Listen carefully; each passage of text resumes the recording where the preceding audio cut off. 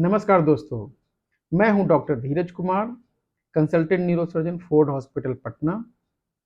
आज हम जिस बीमारी के बारे में बात करने जा रहे हैं वो बुजुर्गों में बहुत ज़्यादा कॉमन है। इस बीमारी का नाम है अल्जीमर्स डिजीज। ये क्या होता है?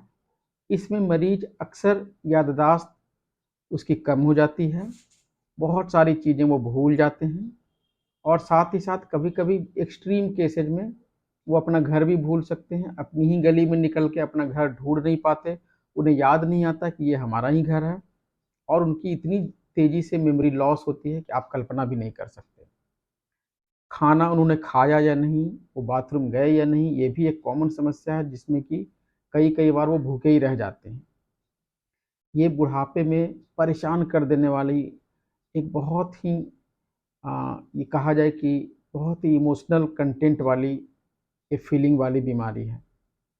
हम लोग सबसे पहले इसकी पहचान कैसे करेंगे? इसमें छोटी-छोटी बातों को हमको ध्यान रखना है।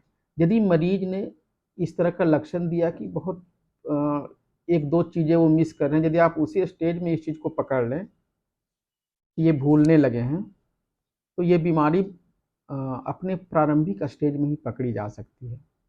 और याद रखिए दोस्तों, कोई भी बीमारी हो, चाहे कैंसर ही क्यों ना हो, स्टेज 1 में पकड़ आ जाने पे वो बहुत आसानी से ट्रीटमेंट हो सकता है।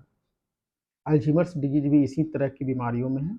यदि हम लोग इसे पहले ही स्टेज में पकड़ लें कि ये अल्ज़ीमर्स शुरू हो रहा है, तो ये आगे बढ़ने से रुक जाएगा।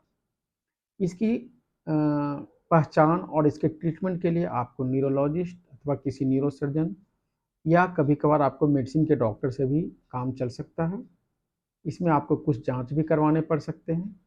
जाँच के बाद सबसे पहले ये है कि क्या इससे मिलती-जुलती किसी अन्य बीमारी से तो ये मरीज़ ग्रसित नहीं है, ये पहचान की जानी चाहिए।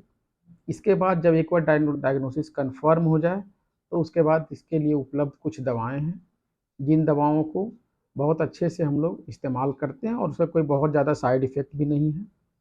साथ ही साथ आपको इसमें एक तरह का समझिए मेंटल थेरेपी जिसे कहा जाता है, जिसमें मरीज को बार-बार ये याद दिलाने की कोशिश की जाती है कि आप कुछ चीज़ों को याद रखने के लिए कुछ टेक्निक्स हैं, उन टेक्निक्स की मदद से याद रखा करें, अपने घर को याद रखें।